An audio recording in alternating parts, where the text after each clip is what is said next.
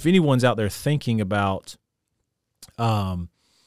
disability, what kind of, I know there's probably thousands of different things that could qualify, but just generally, I mean, is it mental and physical elements?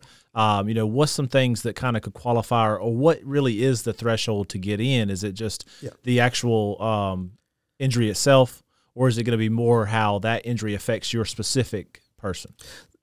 The best way to describe it, Social Security goes by what they call SGA, that's substantial gainful activity. Okay. And you have to have no SGA for at least 12 consecutive months.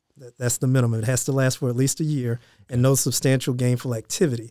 And what that means is that you're unable to have any work or work-like activity that would equate to full-time work, and that's any job.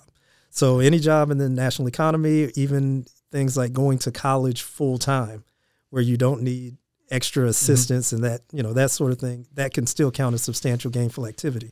So the things that can limit your SGA are both mental and physical. So if you have a bad back and you actually can't stand up or sit down for an 8-hour day, for a full work day or a full work week, then that would limit your SGA and potentially mean that you have no SGA. Mm-hmm. Also, at the same time, if you have mental conditions where you have whatever your condition may be, bipolar, anxiety, PTSD, things like that, if it keeps you in a place where you can't focus on the job, you're off task, you can't concentrate on what you're doing, or you can't actually be around the general public, or you can't leave your home, then those would be things that limit your SGA and could potentially lead to no SGA. Okay.